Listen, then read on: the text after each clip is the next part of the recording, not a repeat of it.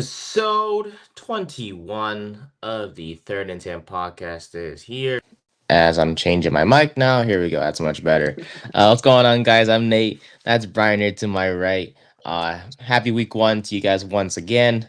Um, got off to a banging start as we're recording this. Yes, we recorded this on Friday. So the first game of week one was yesterday between the Ravens and the Kansas City Chiefs. To start, Brian, I know you enjoyed it. What a game.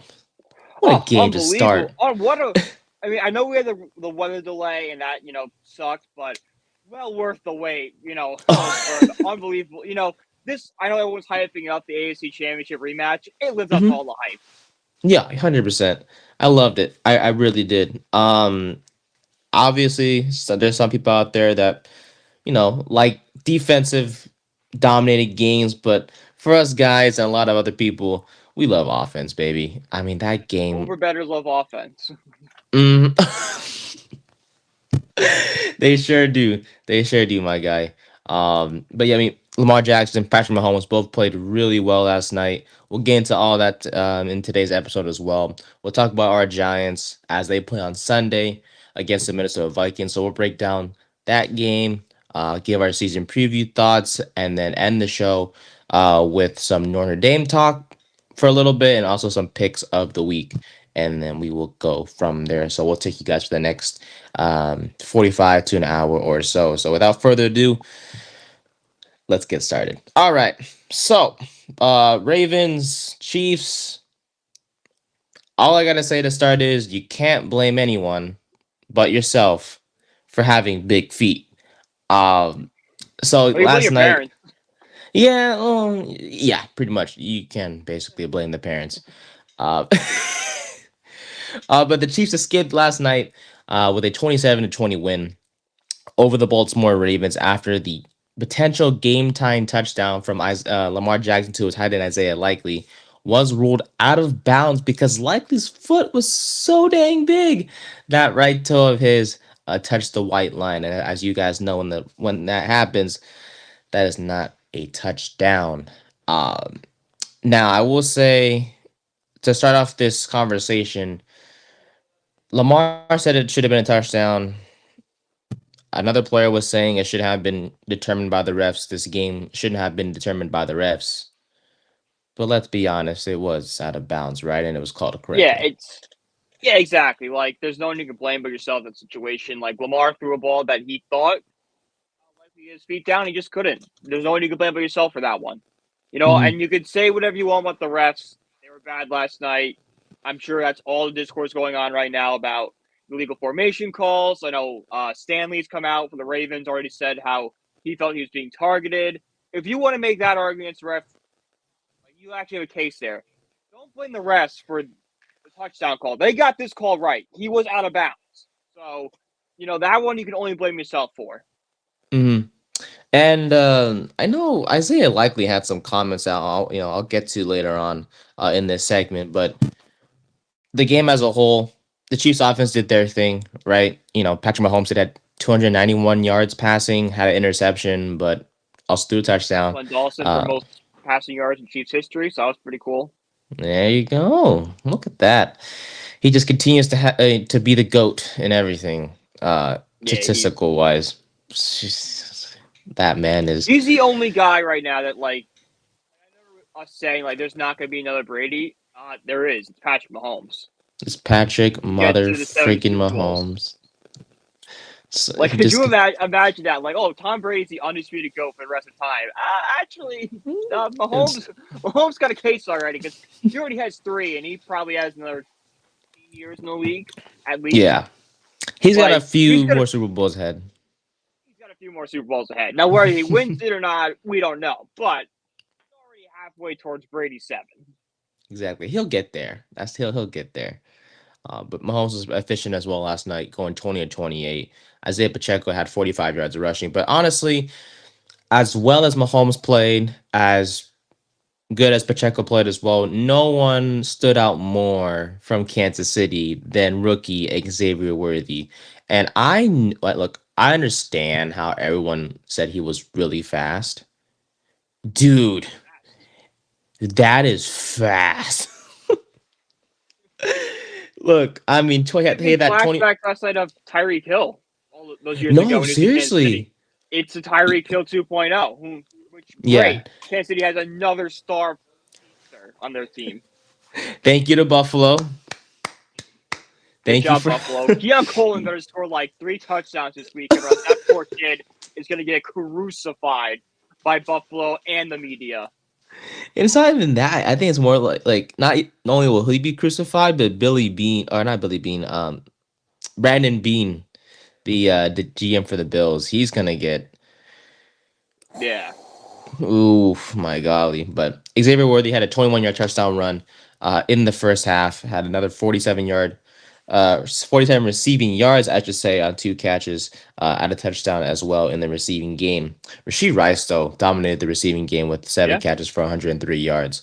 Travis Kelsey, though, was pretty quiet. It didn't help. Maybe having Taylor Swift in the crowd didn't help. They showed her like once, I think, once or twice. I can remember a couple times. Yeah. So less than last year. Think about I it. mean, Less than last year. they're breaking up in like 22 days. So, Whoa! What? Wait! What's? Whoa! How do you know that? oh, you didn't see this? There was like No. a contract that got released that said like, and like who knows the validity of it or not. And it's like Mm-hmm.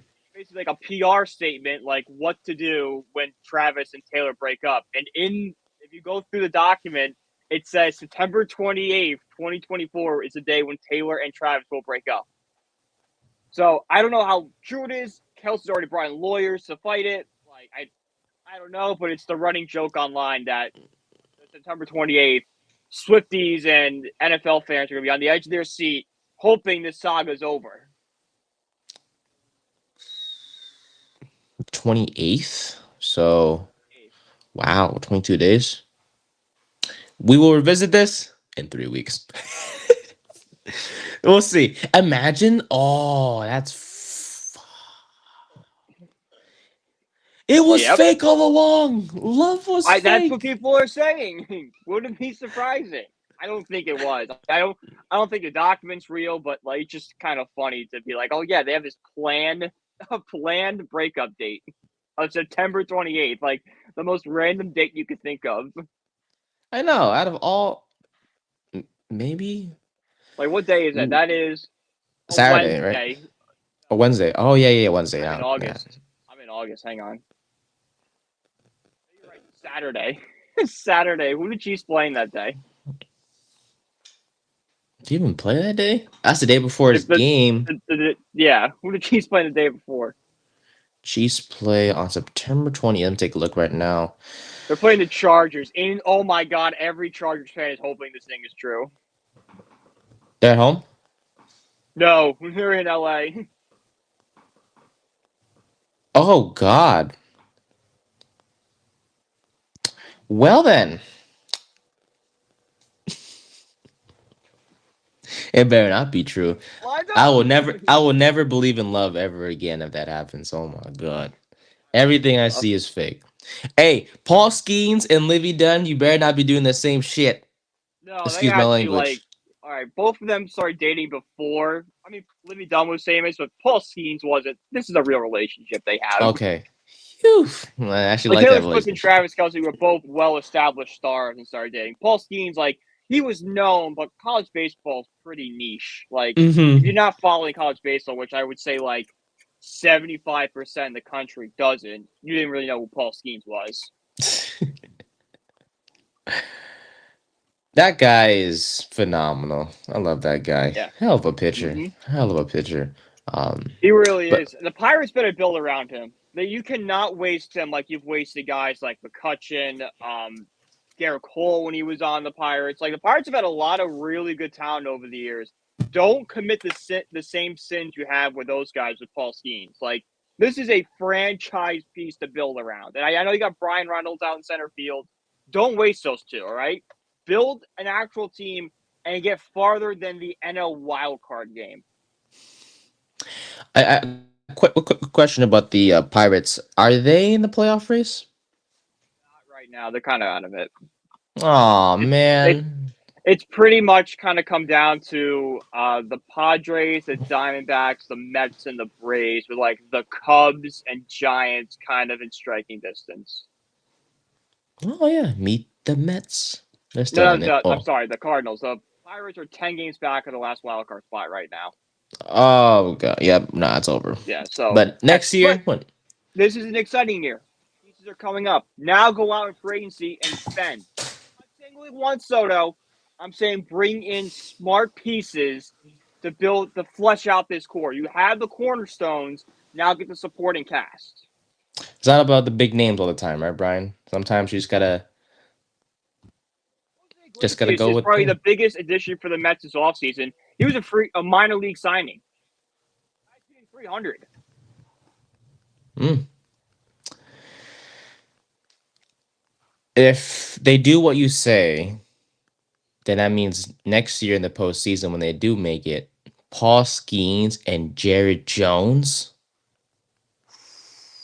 fastballs galore, baby. That's his name, right? Jared. Yeah, Jared Jones is Yeah, have you seen the Pirates fans from those playoff times? Like the Pirates have a great fan base, and Paul Skeens, like let's say Game 1 in PNC Park. Oh my God, that is going to be I might have to go out there. That'd be an electric atmosphere to go to.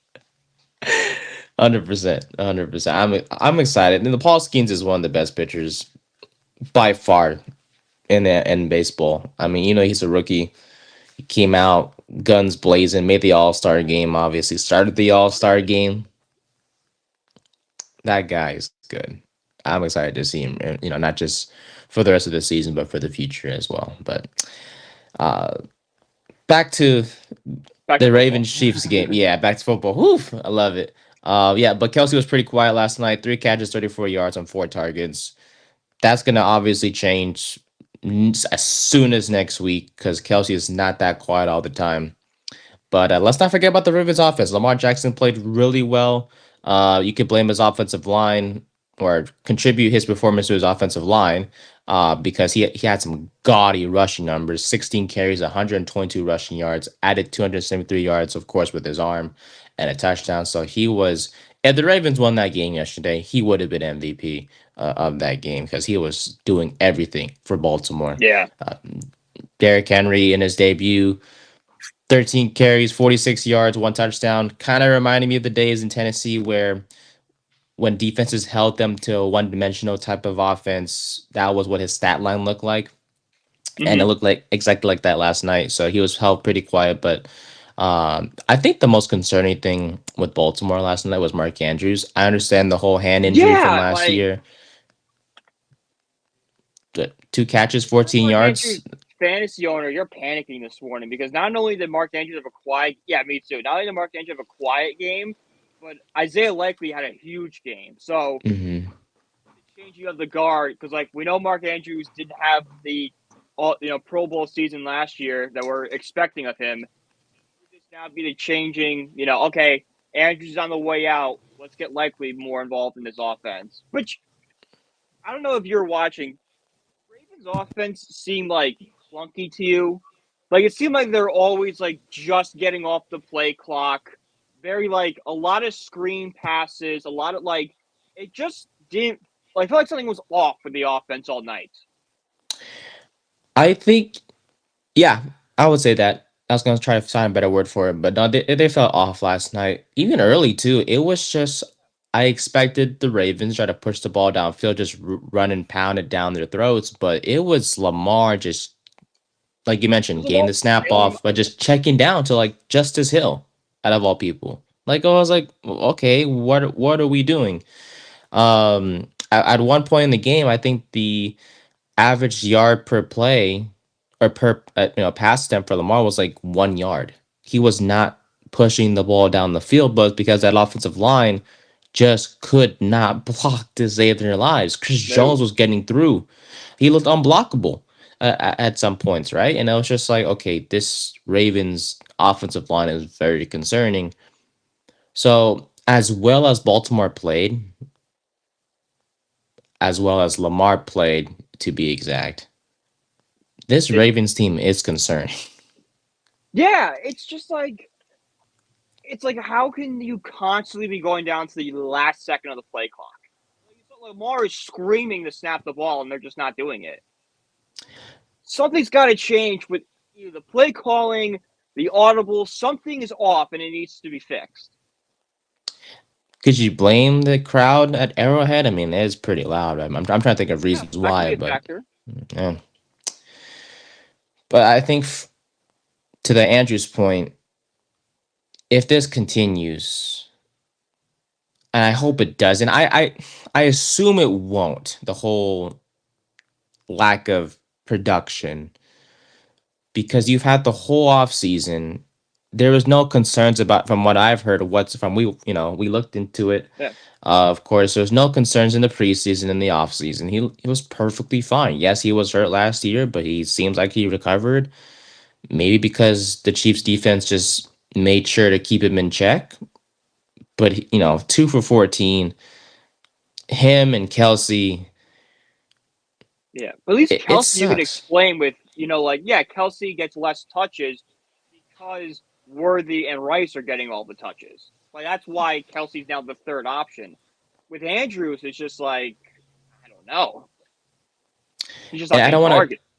and I don't want to overreact, obviously, but for it seems like Kelsey, Andrews,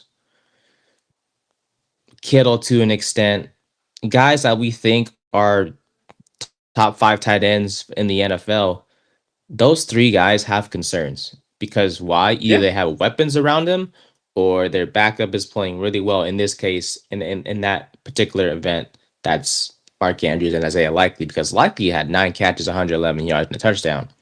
Mm-hmm.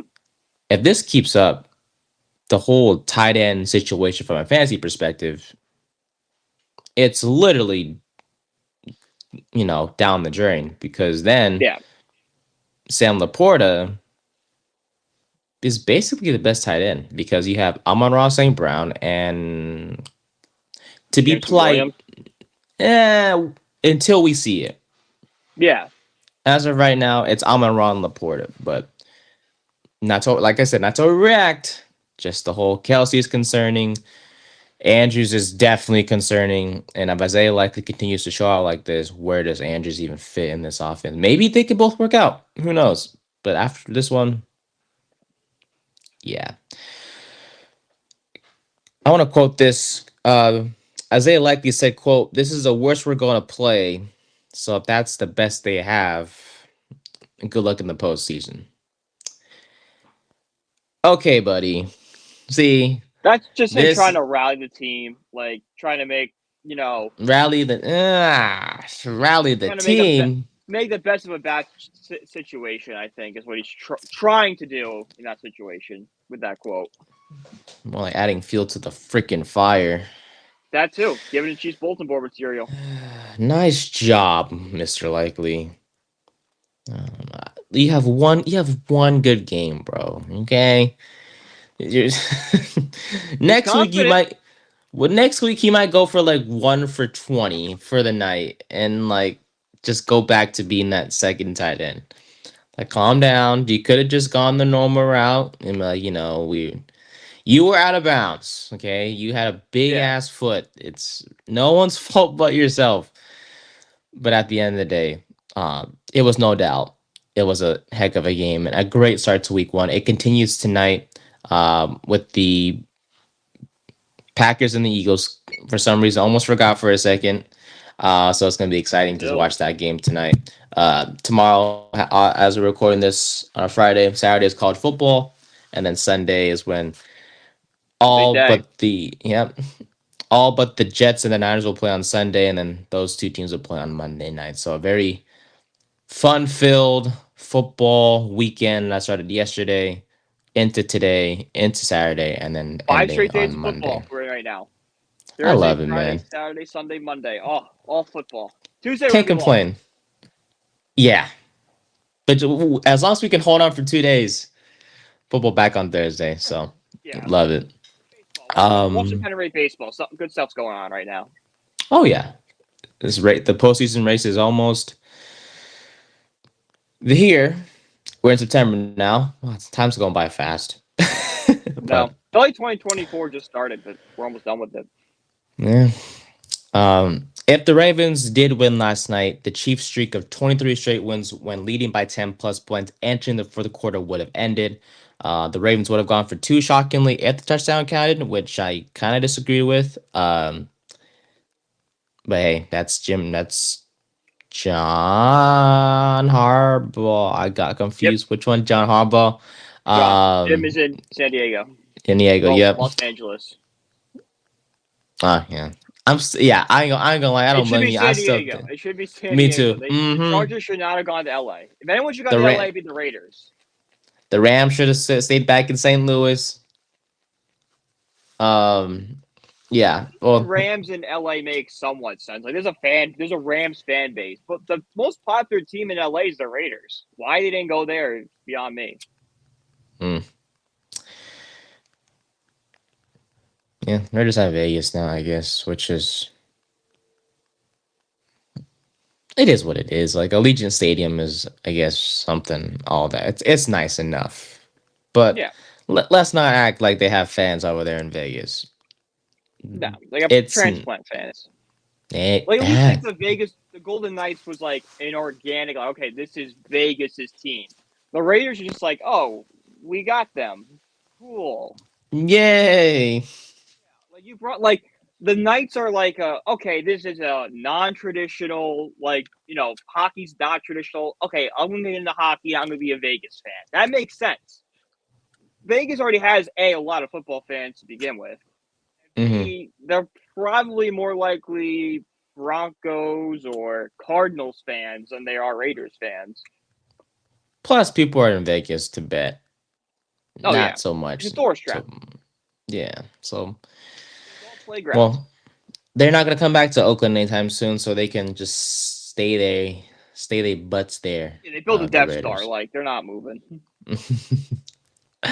And with this loss, Lamar Jackson and the Baltimore Ravens are now 1-5 against Patrick Mahomes and the Chiefs, both in the regular season and the postseason combined. So we'll see what happens here. Regardless, a great start to week one. Excited to see what Hmm. happens tonight and heading into the weekend ending, and also when week one ends on Monday. All right, man, it's time.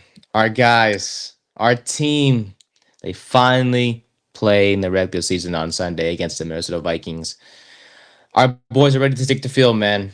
With that said, it's time to preview the season for our beloved Giants. Last year was a mess in the second year of the Brian Dable experience. They finished 6-11. The Tommy DeVito mania was fun, the highlight of the year, but from Daniel Jones going down to Saquon Barkley not looking the same because of the struggles at quarterback to just overall, it was a mess last year. But the Giants Yeah, retooled. They lost some pieces, but they retooled.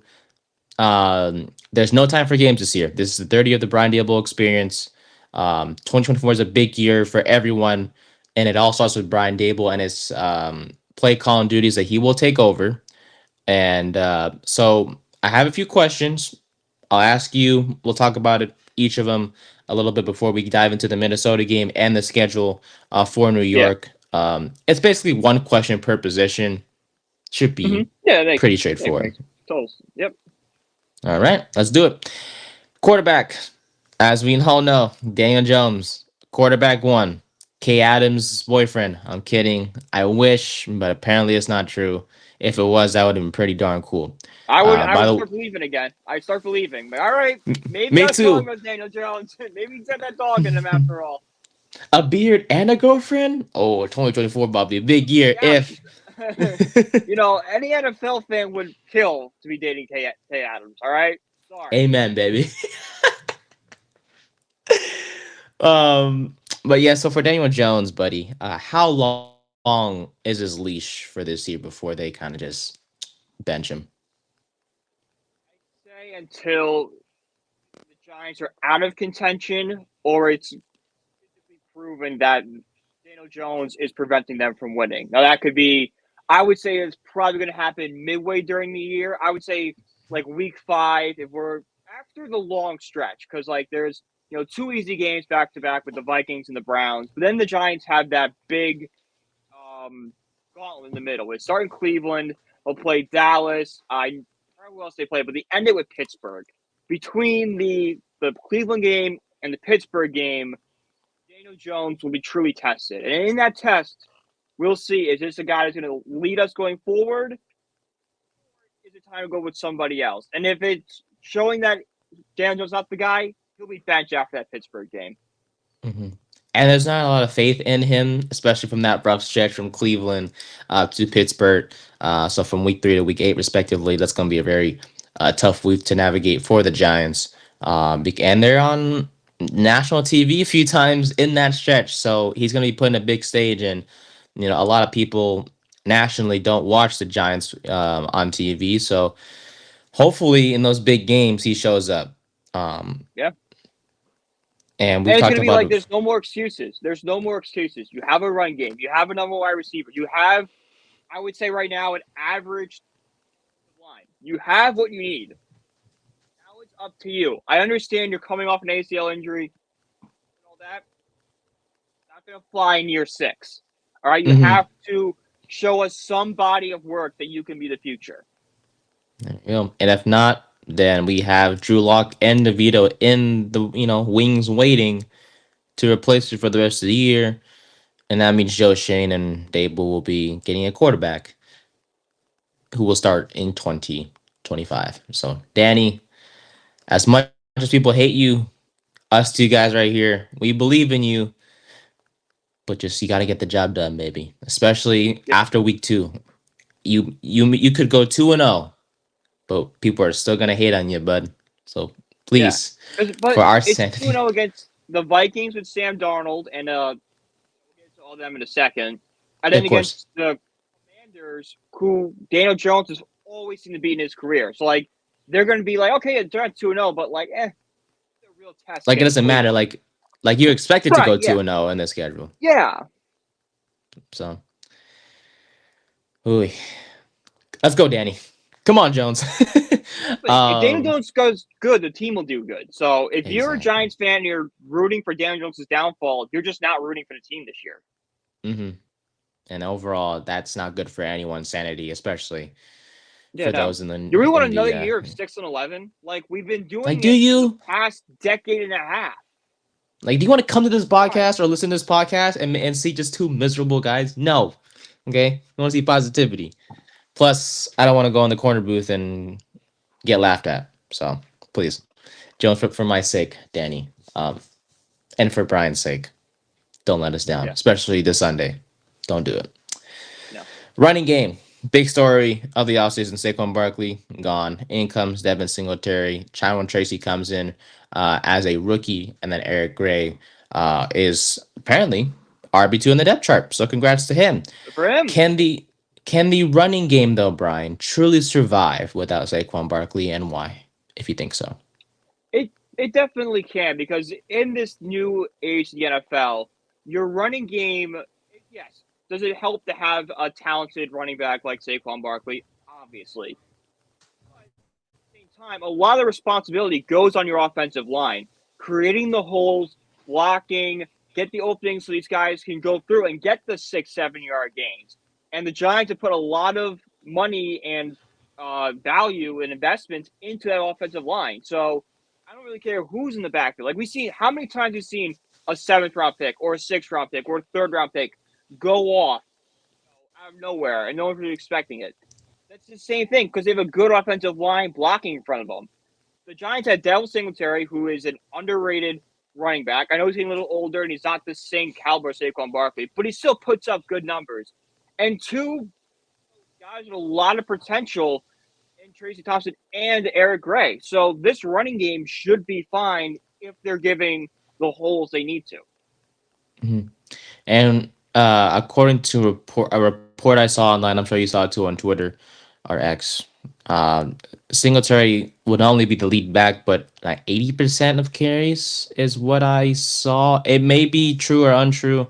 I saw Singletary and the number 80% floating around when it comes to the amount of carries he'll get. So That will as my go down as the season goes on, I think. I think okay, Gray and Thompson will impress enough. And right now, yeah, it's 80% because you got two unproven guys and an NFL veteran. Well, you're going to get the veteran the more snaps, but as these two guys start to show themselves and improve, I can see the coaching staff being like, all right, let's get the ball a little more to these guys and see what they got. And Eric Gray had that impressive touchdown run in the preseason, which really made him stand out. Tyrone Tracy is productive in his own right. If I were to be negative Nancy for a second, the lack of a power back in a committee does scare me a little bit. I would like to see, maybe the Giants bring in some sort of power back. If you ask me for a name off the top of my head, I can't give it to you. That's why Joshua Kelly was sort of a potential standout candidate to me to be signed to the active roster. Obviously, he didn't make it, which is fine. I'm not crying about it, but a back something similar to him would be nice to have on the roster, but I'm not complaining. Singletary's fine. I'm excited for Tracy, and Eric Gray is no scrub either, based off what we saw in the preseason and what we know from his days at Oklahoma, University of Oklahoma, Boomer Sooner. So yeah, for me, I don't have too much of a crazy concern. As we talked about before, they're going to be mostly a committee bunch, and we'll see who shines maybe by mid-season or late in the year. Maybe someone emerges as the RB1, but we'll find out, and we'll go from there. Receivers, yeah, we know about the Darius Slaytons and the Wandale Robinsons and Jalen Hyatt's of the world, but come on, the big story here is obviously first-round rookie Malik Neighbors. I know the quarterback play is a bit questionable. We don't know if Jones will play the whole year, maybe because of performance or of injuries. But regardless of what happens at quarterback, is Malik Neighbors, Brian, going to surpass 1,000 yards receiving this season? It's definitely possible. It's definitely on the table. He can do it. He's going to be receiving a lot of targets, especially from Daniel. Whoever's in quarterback is going to be looking. Their first read will always be Malik Neighbors. And as Mhm. we've seen in the preseason and at LSU, this guy, no matter who you put on him, he always seems to get open. We heard the stories in preseason camp that he had 18 targets and had 17 receptions. Like, is that going to happen in the game? Obviously not. All right. You're not going to throw to a guy 17 times. But he definitely can get the volume of work. And if he gets, 6 or 7 receptions a game and gets like 80 yards a game, he is on his way to 1,000 yards. So I definitely think it's a Mhm. possibility he can surpass the 1,000 yards based on volume alone. When I say Daniel Jones' job is simple, if he wants to revive his career per se, your job is easy. You just look for number one. It feels so good to say that. Holy crap, Malik Neighbors is number one. What the heck? Yes. Um, just find number one. He's gonna be open. As much as you may be scared to throw the ball to, whoever's covering him, that's Malik. This is Malik Neighbors, man. You talked about the whole 17 on 18 targets performance. Just get just get him the football and good things will happen. You haven't had a receiver one in years, bud. Okay? There's Darius Odell. Slayton, Odell was the last one. yeah, The last true wide receiver one was Odell Beckham Jr. yeah. And see what Eli did? Just get him the football and good things happen. Your same thing for Daniel Jones. Just get him the football and you'll be okay. And as for Malik Neighbors, if that happens, if he gets the targets he deserves, he'll pass 1,000 yards with ease. And honestly, him, Hyatt, Wandale, Slayton, if things go right, that receiving room for this Giants team will be a very underrated group. And I Oh, hope yeah. the average NFL fan gets to see that on national television when the Giants have that rough stretch of games where they do play, Yeah. whether on Thursday night or Sunday night or Monday night. So yeah, Neighbors' but presence overall, alone opens the game out for those guys because defenses are going to be planning on, all right, we got to stop Malik Neighbors. That's going to be, double team. A lot of the coverage is going to be on Neighbors.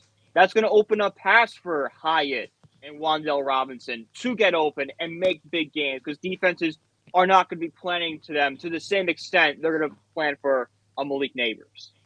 hmm, yeah. So we'll talk about the receiver room in a bit when we talk about the Minnesota game.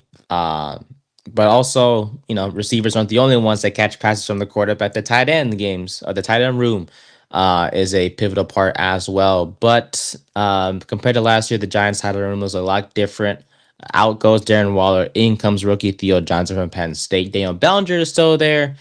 Um, but here's the thing: both Bellinger and Johnson are a bit sort of unproven.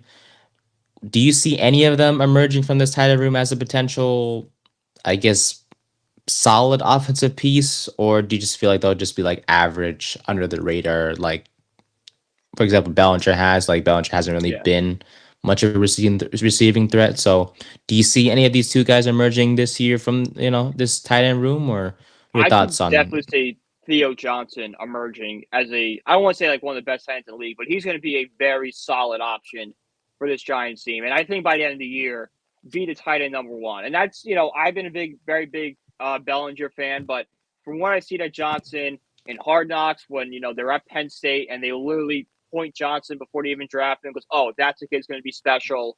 What we've seen in camp and from the preseason, this kid has something. He's got the athleticism, the catching ability. This is going to be a very special guy for the New York Giants and someone I hope the Giants actually use a lot in week one and going forward. He's a big guy. Van Yeah. Horn's a big guy, Like man. use Just your size to great bully guys, mhm. catch the ball and put your head down and go. Just get on and get him, get on and get him. But yeah, I'm excited for Theo Johnson. I really am. He's a big, tall target. I can go down the field, right up the seam. Jones can find him for easy yards as long as the trust is there. I think they'll be fine. And Bellinger, we saw in his rookie season, he can produce when healthy in the receiving game. Had that nasty eye injury that will only bring up once and twice. Uh, It's luck ever. Like how unlucky to be to get poked in the eye in a football I game. know. I hope he continues to wear like the visor. I The think he is. for a I game. think he said he's going to wear the visor for the rest of his career, just Good. because. Yeah, I'd be scared. I'd be scared too, Mr. Bellinger. So Chris Manhertz is the third tight end on the depth chart. Mostly a blocking tight end. So we'll Yeah. only see him produce in the receiving game a few times here and there. But yeah, we'll see how the tight end snaps are given out to Bellinger, Johnson, and Manhertz in week one and beyond. So we'll see what happens from there. Offensive line. Okay. For years, this team has never really. Hello. Oh, 1 second. Yeah, so I'll go with the offensive line here. Yeah, so it's been the Giants' biggest weakness for years. Like every single season, it's like, well, if this offensive line holds up, this Giants team can do well. For the first time, maybe since that Super Bowl run, maybe even earlier, the Giants have their best offensive line. There's no more question marks going into this team. Like last year, it was well, if Evan Neal plays well and if JMS plays the way we think we play, this should be a good offensive line. Those question marks are gone, all right? We know Andrew Thomas is going to be on the line. He is probably the best left tackle in the game. JMS has had a whole full season under his belt, looked decent, hopefully continues to grow from there. They brought in guys like Tunyon from Green Bay, Illuminor from Vegas, Van Rotten. Those are, may not the greatest offensive line in the world, but they are solid average pieces that go in there and get the job done. So you Giants, for the first time, don't have question mark pieces on their offensive line. They just have guys. It's very simple. They just have guys that can go in there and do their job. So I have a lot of faith in this offensive line. Yeah, because there's always question marks with the O line, like, oh, is Evan Neal going to perform? Oh, JMS, he's a rookie. How's he going to perform? Left guard and right guard. Really? Brendan Bredesen and Justin Pugh, that's who you're going to trust? There's no more of that anymore. The Giants said, no, we're going to take care of this. We fired Bobby Johnson, who we still hate, obviously. We hope you suffer in Washington. The Commanders fans acting like they got our guy. No, buddy. Bobby Oh yeah, Johnson Bobby sucks. Johnson. Yeah. Really, way to stick it to us, boys. You did good. Thank God he went to a division rival. That we can embarrass him in week two. And that sorry offensive line that they have over there. Why is your offensive line not blocking for Daniels? Well, we tried to warn you. You wanted to play like you one upped us. No, we watched Bobby Johnson for way longer than we should have. And in comes Carmen Barcelo, who has an outstanding job with his offensive line. We saw that in the preseason. But overall, these players, Andrew Thomas, top five left tackle, 100%. No doubt about it. John Runyon Jr. at left guard, best left guard the Giants have had in a long time. John Michael Schmitz, second year, expecting a breakout year from him. Struggled last year. Hopefully, playing next to a couple of veterans by his side, and Runyon and Greg Manroten at the guard positions helps out a lot. And then at right tackle, you got Jimmy and Lemonor, and he played really well with the Raiders. He has, with Van Roten and Illuminor having Carmen Brasillo as their offensive line coach, that helps out a lot with the chemistry and they know what to expect from him. We didn't hear Evan Neal's name for obvious reasons. He is going to be the backup to start week one. He's healthy. He can play. Giants said that does not matter whatsoever because, like I said in the beginning, Brian, they're not playing games this year in New York. Okay. I No, know the schedule is tough, but they're tired of making excuses for this offensive line. And that's why Joe Shane was like, okay, we'll bring in a quality offensive line coach. We'll bring in quality guys on the offensive line. That's why they signed Van Roten. We thought, for most of the summer, we were like, okay, is Illumino going to play right guard? Is he going to play right tackle? Is Evan Neal going to play guard or tackle to start week one? Newsflash: Evan Neal's not going to play at all until he proves himself, which may or may not happen depending on the performance of the right guard and right tackle positions and Van Roten and Illuminor. Because if those two guys play well, if Runyon holds up at left guard, there's not going to be any room for Evan Neal. no. I doubt they play him at center, and plus Joe Shane and Brian Daboll said it themselves that he's not Evan Neal's not going to play guard.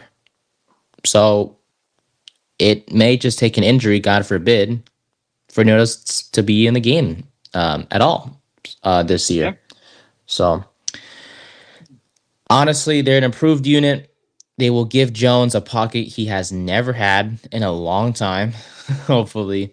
Um, Hope. so yeah, so that first test is against Minnesota, and we'll break that down just a bit. Defense,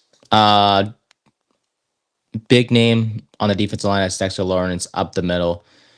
But how much pressure, or I guess, do you feel like the Giants will be able to create pressure on the defensive line as a whole with Lawrence in the middle, Burns and Thibodeau on the outside, or do you have some concerns with that position, Brian? The only player I would have concerns with would be Kayvon Thibodeau because he's just never been consistent. Like, yeah, he's like the Jets Mm, game, really good in that Jets game. Had like a couple sacks, was always to be in that backfield.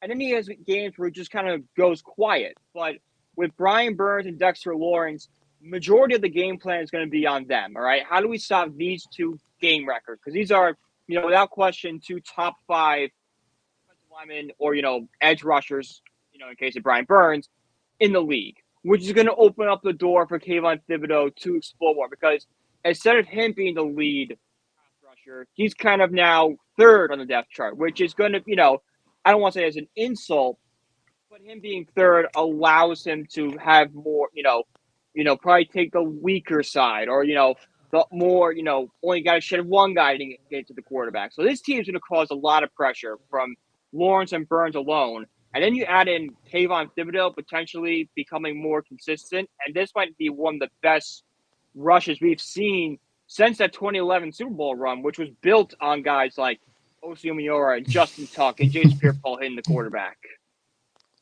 yeah, and that's what we hope Brian Burns, Thibodeau, and Ojolari, if he remains healthy, can be. I don't expect him to be like those three guys you mentioned, but just get to the quarterback. And Thibodeau, that's a good mention as a concern because for him, as good as we like to mention the number of sacks he got, there were times where he just struggled to get to the quarterback. And for a guy who had a lot of promise come out of Oregon, known for getting to the quarterback, causing pressure,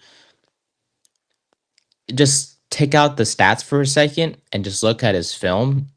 He did Yeah, struggle to the get the film's concerning. quarterback. So heading into his year three, I believe in him. You believe in him. A lot of Giants fans do. It helps to have Brian Burns opposite of him. Burns. We know what we expect from him, and that's going to be double-digit sacks this season for Burns. And for Ojulari, I don't know, dude. Just stay healthy. Like he'll be fine. I Yeah, think just if he like stays healthy. make the most of your small amount of chances you get and stay on the Hmm. field. That's it. Yeah. Yeah. And then next to Dexter Lawrence, if Elijah Chapman does play more than expected over Raheem Nunez-Roches, I think that wouldn't be surprising. Chapman impressed a lot in the preseason, undersized but has a lot of heart, played extremely well, and if he is called upon, which he likely will be actually to play with Dexter Lawrence on that D line, because as we all know, Burns and Thibodeau are technically edge outside linebackers per se, so. Yeah. Yeah, honestly, I'm excited to see the defensive line this upcoming week 1 game against Minnesota. Hopefully they feast, but like I said, we'll get to all that in just a bit. Bobby Okereke, Brian, will he finally make the All Pro team and be a Pro? I know the Pro Bowl doesn't matter as much, but will he be a Pro Bowler like he should have been last year? Because last year played really well, was snubbed from the All Pro team. Is this the year he's like, all right, let me just do the same thing again, or be even better and make the All Pro team this year? I do. I think last year was kind of, I don't want to say like a breakout year for him, but like it was the year he cemented himself as a good NFL middle linebacker. And, kind of when you get those breakout years and kind of like the less, sexy positions, like a breakout wide receiver is going to make a Pro Bowl because everyone's paying attention because of fantasy and stuff. A breakout middle linebacker kind of get lost in the shuffle if you're not following the team day in and day out like we are. Like, as a Chargers fan, gonna know who Bobby Okereke is. Like, yeah, if he knows football, he will, but he might not, know how good he played. I think this is a year coming off of last year, so there's already all right. This guy played pretty decent last year. If he can follow up what he did last year, be that leader on defense, get a lot of lead team in tackles, be that kind of enforcer for the defense, he'll make an All Pro team. Okay. Yeah, I believe the same thing. As long as he continues to be the captain of that defense, play to the level that he did last year and be even better, no doubt he'll make the All Pro team. And you NFL voters who vote for this thing, y'all better not screw this up if that happens. I'm just saying. Quarterbacks, big concern. Still a bit of a concern, but not as much as it used to be. Dory Jackson and Deontay Banks will run it back at the corner positions. Are they going to be okay? I know it's vague, Brian, but are they going to be okay? I think they'll be serviceable.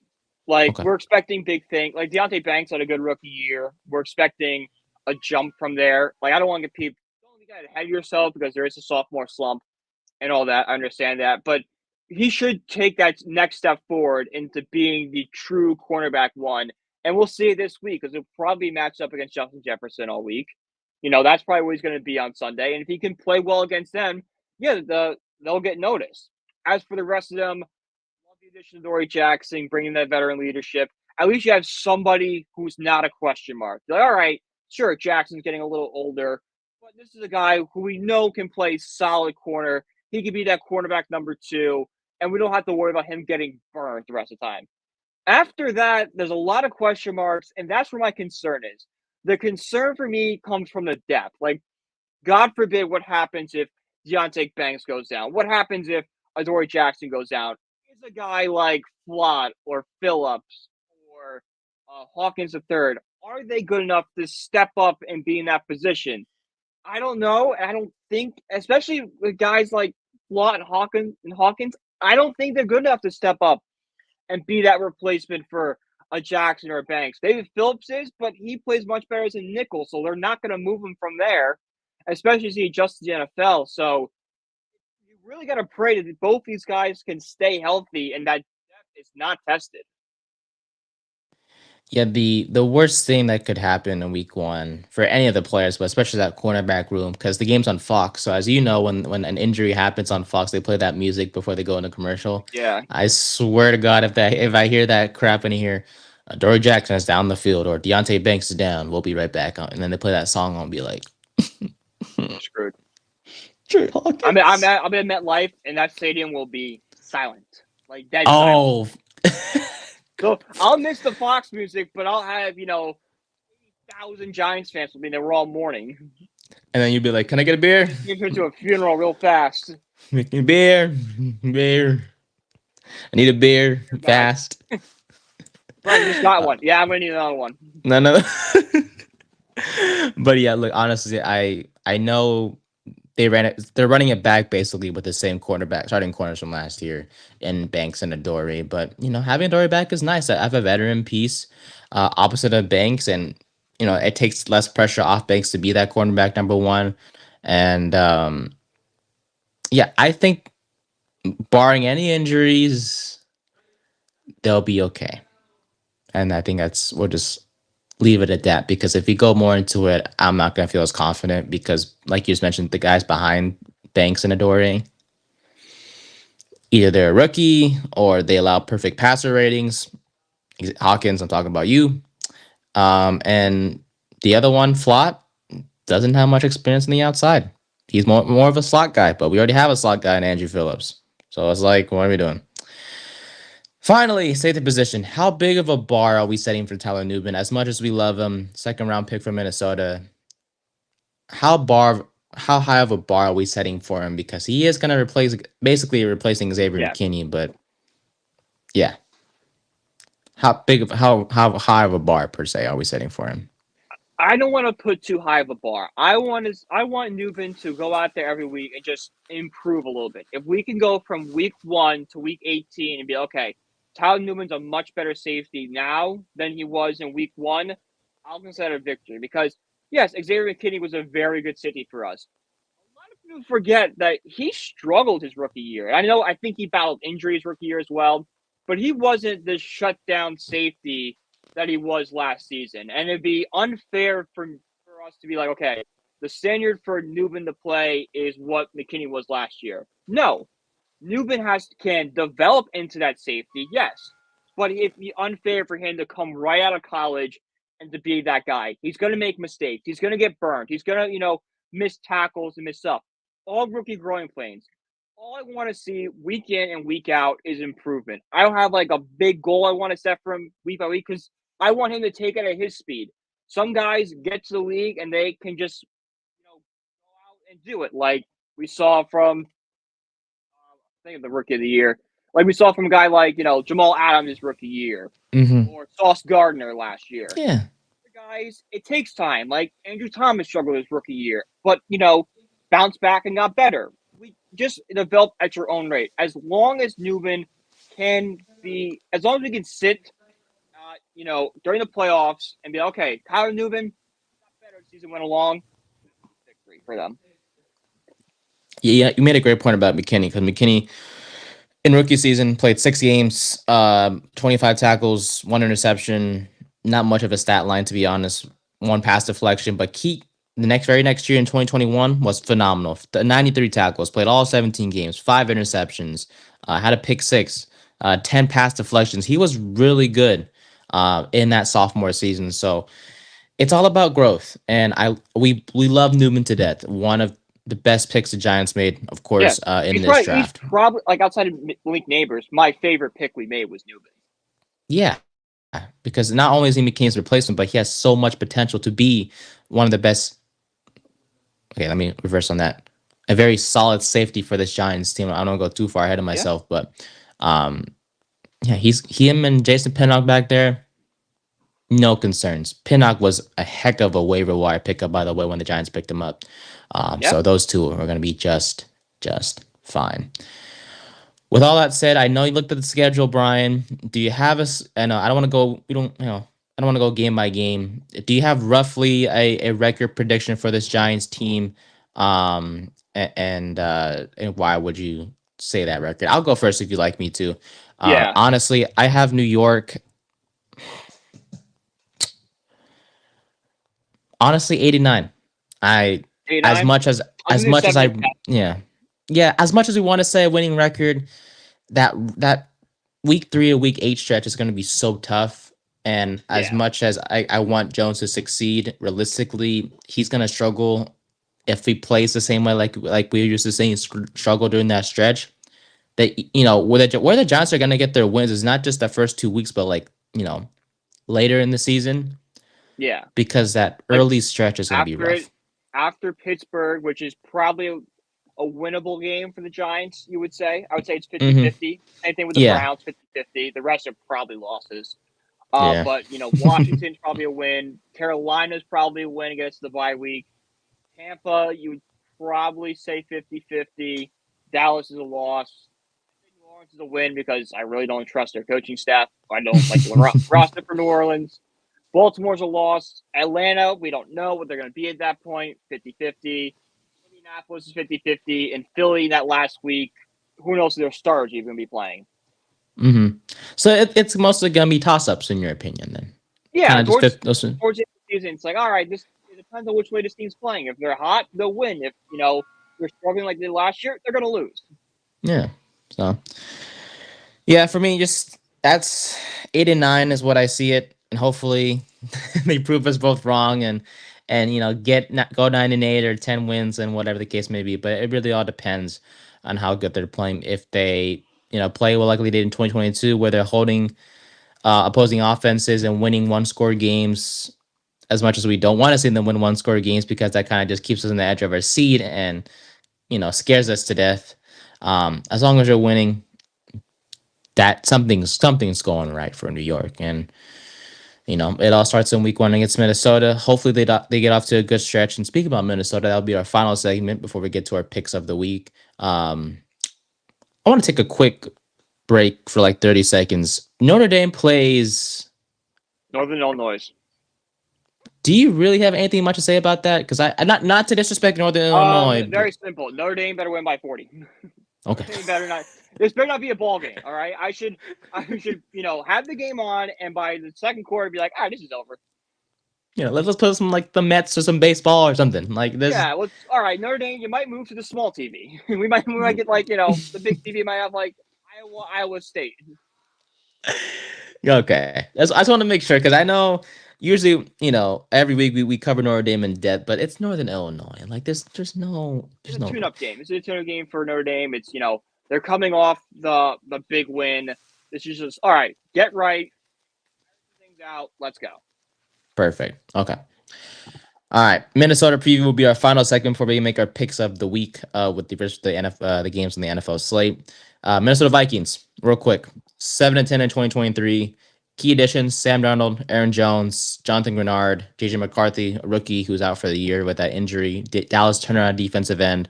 They picked up Stephon Gilmore most recently. They lost Kirk Cousins, Alexander Madison, Dalton Risner, Daniel Hunter, Marcus Davenport, and Jordan Hicks. Justin Jefferson got that big 4-year, $140 million contract extension this offseason, APY, which is average per year. It's 35 million. So we're gonna start with the Vikings offense. As we all know, Sam Darnold is their QB1, which bodes really well if you're a Giants fan because that He sees means we ghosts in that might. stadium. He sees ghosts Hmm. there. MetLife is a scary place because that turf You sucks. got Not only black because that cats turf running sucks. around. There's ghosts on the field. Like, Ooh. Oh, they look, tried to do man. a haunted house at MetLife Stadium with like all like the jokes like football, like Joe Namath making a deal with the devil, like all those kind of jokes going around. Oh my god, that'd be a football fan's dream. That would be actually really A cool. black cat leads you around. Oh, Yeah.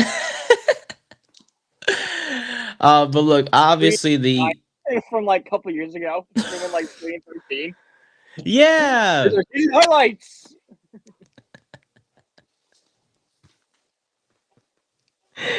Oh, dude, Darnold actually might see ghosts on Sunday.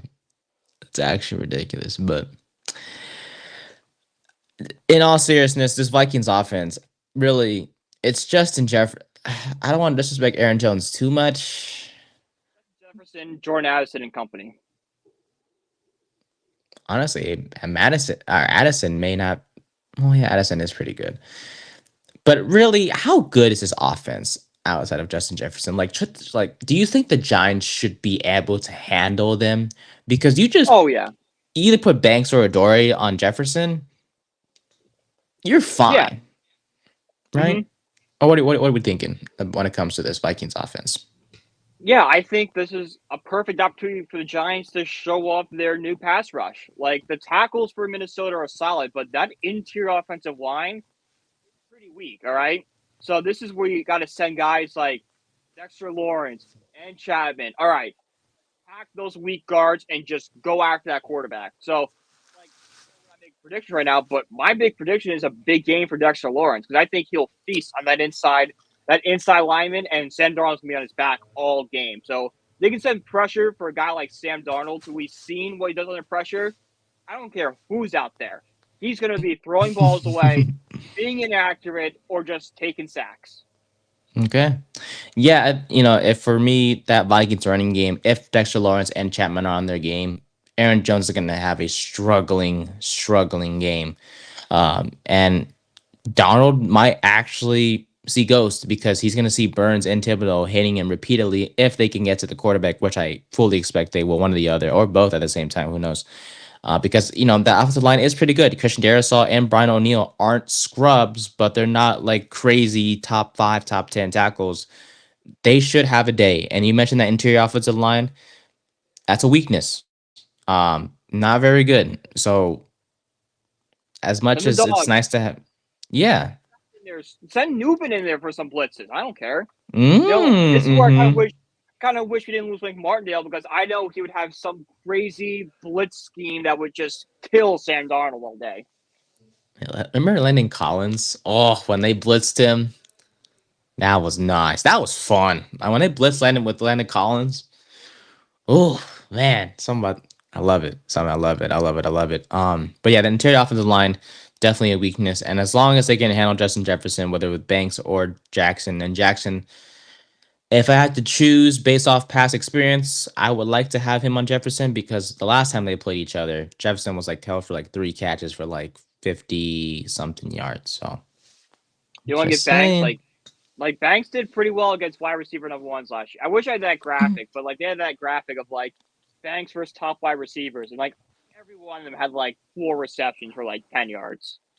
Mm, Like okay. Banks did pretty well against top receivers last year. So I wouldn't I either one of them is fine, but I kind of lean Banks because I'm like, all right, you want to be cornerback one? Here's your first test. Guard the best receiver in the league. If you do well, you earn the spot, kid. Yeah, go guard that recently extended receiver who got like 100 plus Broke the 135 NFL million. record for most money by a receiver. Watch out. If you can take care of him, then well, you're a top 10 Be corner. anyone. Just It's yeah, it's it's it's like Frank Sinatra in New York, New York. If you can make it here, you can make it anywhere. If you can stop Justin Jefferson, you can stop anyone. I love it. I like Shout out that. I like that. Sinatra. Yeah, we love Sinatra, baby. New York, New York. All right, Vikings defense. They lost Daniel Hunter and DJ Bonham. Why is that notable? Well, because they're the only ones to have more than 3 sacks last year for Minnesota. That's how bad their pass rush was. But there's obviously retooled. They got Jonathan Grenard and Andrew Van Ginkel, who had 12.5 and 6 sacks respectively last year. They drafted Dallas Turner, which helps out a lot. Jordan Hicks departs, but former Houston Texan Blake Cashman comes in to replace him at linebacker. He is expected to start next to Ivan Pace Jr., who had 102 tackles last year for Minnesota. Solid rookie, by the way, Pace is. But here's the thing. If the running game is going to make a statement, if the offensive line is going to make a statement, it's this week because that D line, Yeah. it sucks. And see, this is why they barely made any improvements, if at all. They allowed I think like the fifth worst run defense last year. Like I said, barely little to no improvement whatsoever. Their pass rush, I just mentioned Grenard and Dallas Turner, but we Those are have question Andrew marks. Thomas and Germinaro Luminor. Yeah, Like Dallas but we Turner was have great in college. That doesn't translate to the NFL all the time. plus He's there's good. some I think he'll be concerns about him good. too. I think he'll be fine, but like you can't like all right. He had I've got to be sacked. I think like 8.5 last year. He had like 8 sacks last Mm, year for Alabama, wherever he I played. around that number. That is correct. Around that Yeah, number. you can't just translate that to the NFL because you're playing in the SEC, you're playing weaker opponents, stuff like that. Like it's not a one for one translation. Hmm.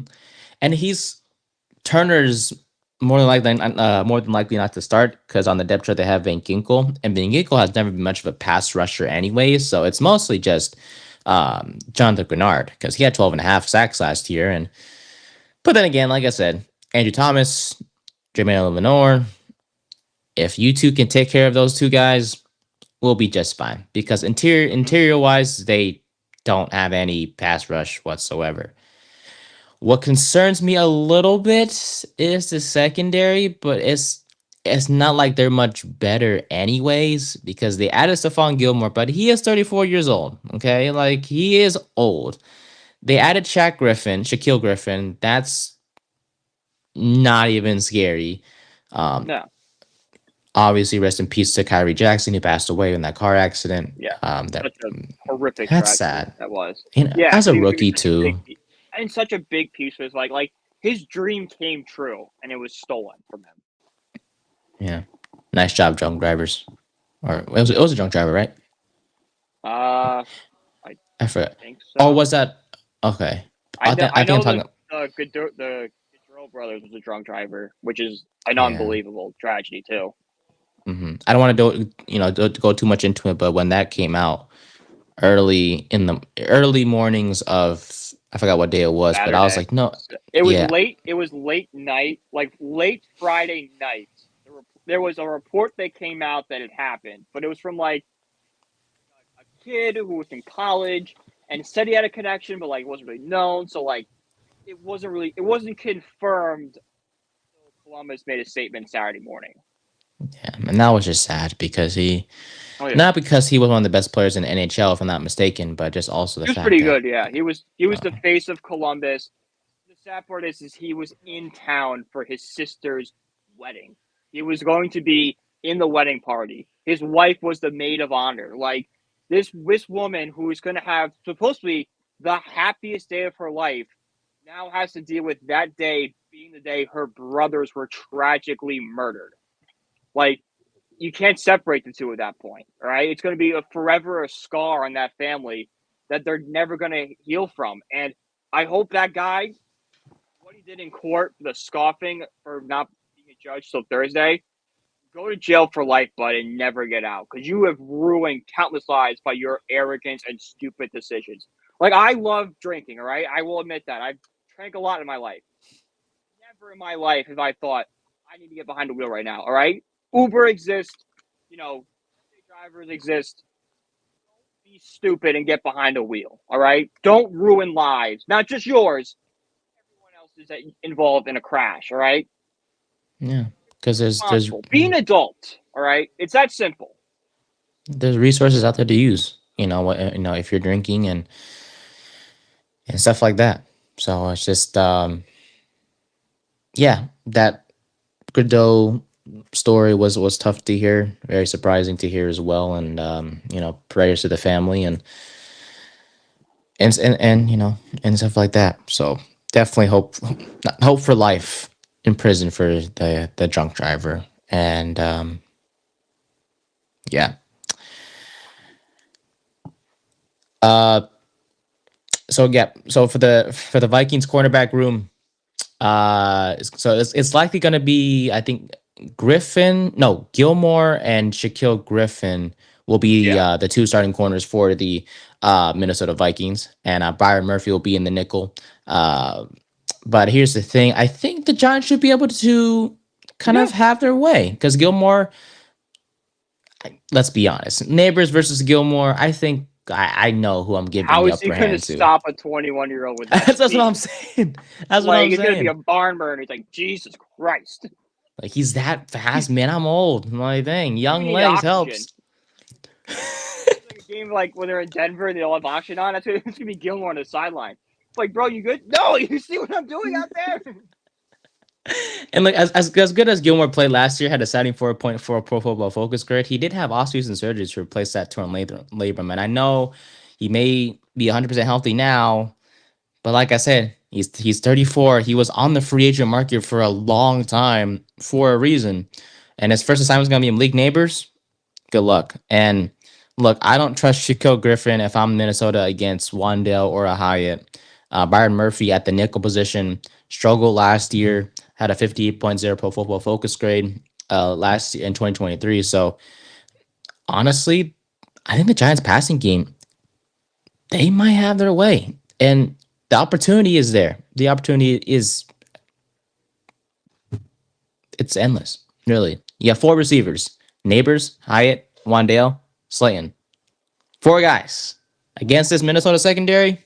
Johnson, Yeah, you go. too.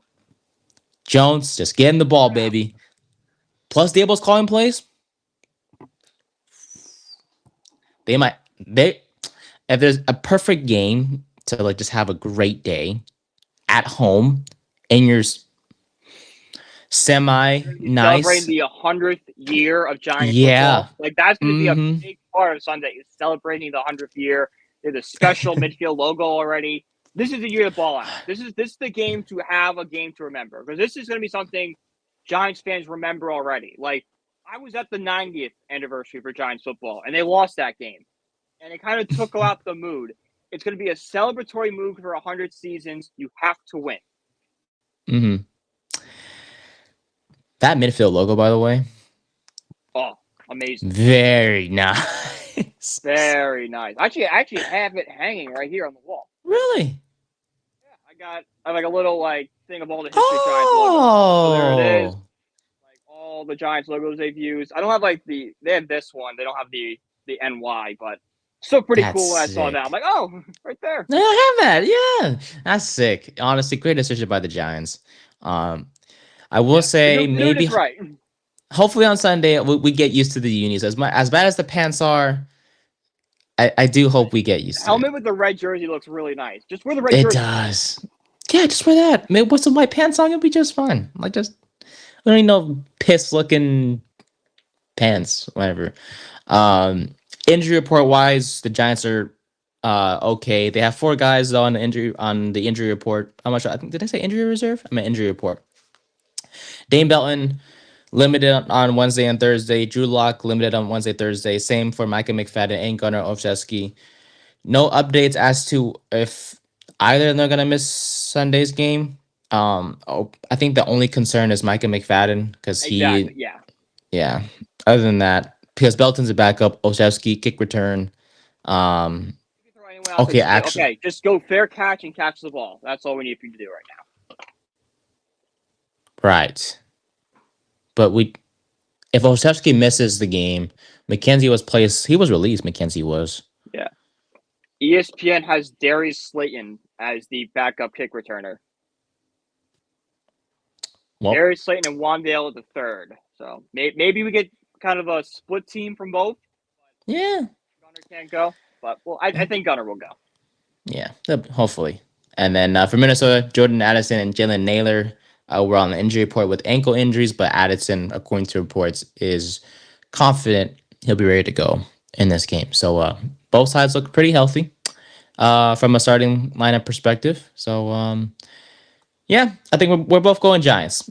No doubts about this one. I Yeah, we're think, going Giants. yeah, we'll be fine. All right, quickly, let's break it down the picks of the week. We'll go game by game. Just make your pick. You can explain if you want to, but we'll go from there. All right, tonight's game: Eagles, Packers. Who we got? Packers. All right, I'm going. You wouldn't. You're not gonna ever pick Philadelphia this year, are Probably you? not. All right, Well, I'll go. if it's a blowout game, obviously, but if it's like a 50-50 matchup like this, I'm going Packers. All Go right, I'll Pack go go! Phil. I put a responsibly large wager on the Packers. Okay, responsibly. All right, all right. Uh, this man said you really clarified the responsible part. That's what cracks me up. Um, all right, so I'm gonna go Philadelphia. All right, Pittsburgh, Atlanta. I'm going Atlanta. I really Pittsburgh took Yeah, some me too. questions with Russell Wilson. Might not even start. Might be Justin Fields. But Hmm. regardless, I love what Atlanta's done this offseason. You know, other than drafting Michael Penix 8, I really like what he did for agency wise. Judon is going to be a game wrecker on that defensive line. I like Atlanta. I had them winning the NFC South this year. I think they're a dark horse. Okay. Yep, I'm gonna go Atlanta as well because Pittsburgh question marks, especially offensively. So plus Atlanta's defense got retooled. Yeah, looks good. Yeah, that's good. Arizona, Buffalo. I'm going Buffalo to win the game, but if you're betting Arizona is plus, I believe, 8.5, I would take that 8.5 all day. Mm, I think it's good. gonna be a close one. I think Buffalo sneaks out, but I can see a world of Kyler Murray and Marvin Harrison Jr. build that connection pretty fast. And Josh Allen, we've seen it. He's going to be an arm punter, especially with some question marks at receivers.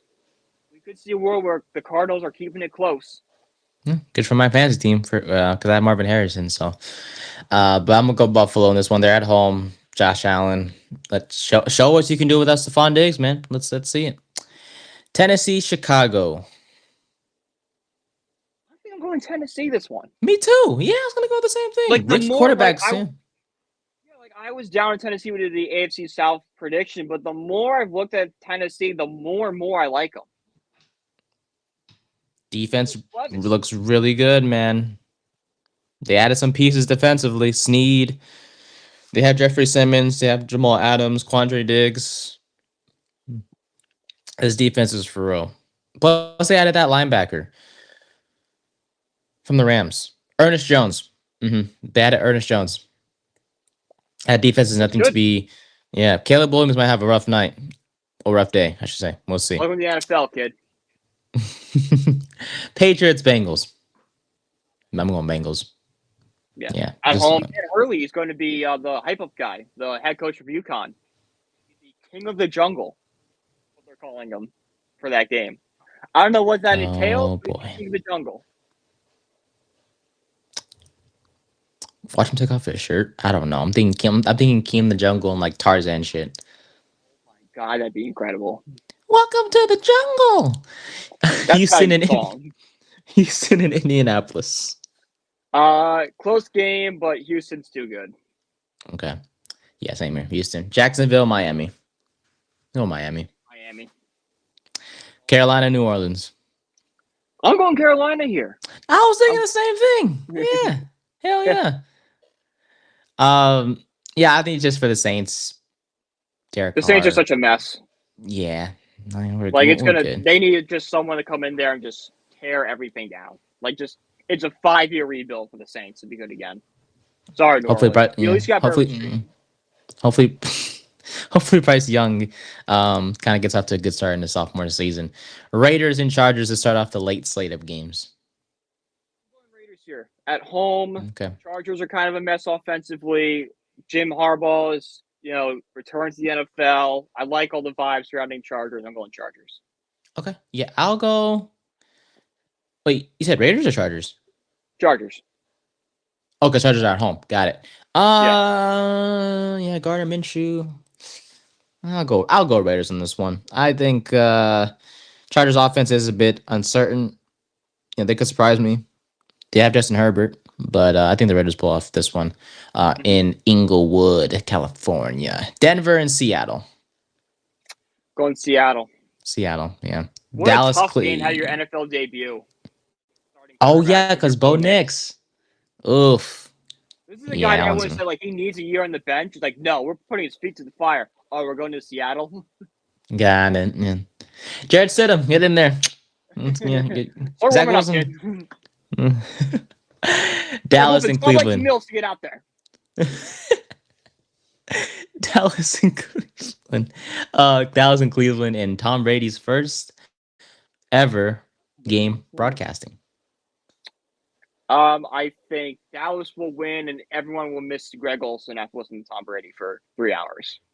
All right. I for some reason at home, I think Cleveland pulls it off. I don't know how, but I think they're gonna do it. Commanders, Bucks. I'm going I'm going Bucks. Bucks. I'm going Yeah, Bucks. same. Sorry, Jaden Daniels. Sorry. Yeah, sorry.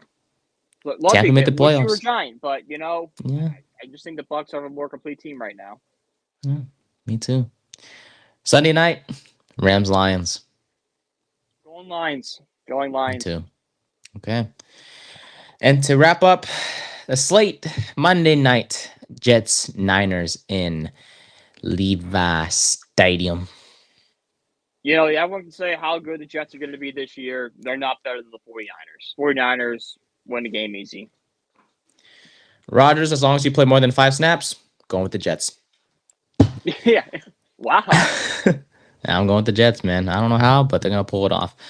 At the end of the day, man, football's back. Brian, I don't know how to tell you. I'm super excited for this podcast this season because it's the first full year for the both of us. I was. How do you feel about a Monday episode? I know usually we talk about this stuff off air, but because Yeah, Giants we can do Monday. play on Yeah, Monday, Monday's fine. beautiful. Monday works. Yeah, be All right, hungover. Monday yeah, works.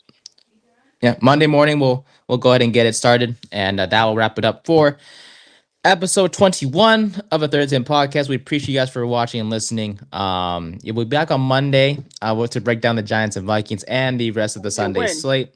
Hopefully a win. Hopefully Giants win. We're talking about. Definitely. Hopefully.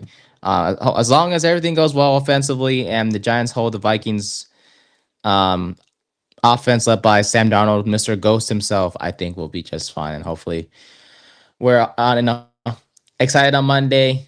Happy, positive. Should I dress as a goat for a ghost for the game and just see if I can get in Sam Darnold's eyesight? Jesus Christ. Darnold, look! A ghost. But oh my God. Yeah, man. Look, have fun on Sunday. Take pictures. Be Oh, I safe. will. Yep. Enjoy yourself, bud. And then, Because yeah, for I you have a guys, friend that's driving me to the game. So when I drink, I will know I'm responsibly getting home. there you go. See, Not you're a that smart hard. guy. You're a smart guy. Come on, it's not that hard, guys. If you're drinking, get an Uber, like Brian. Like Brian, get a designated driver, and just be careful out there. But thank you guys so much as always. Follow us on YouTube. We passed 100 subscribers. Thank you guys for that. We're gonna go for 200 now. That subscribe on Spotify or wherever you get your podcast for the audio versions. And until next time, we'll see y'all, man. Have a good one.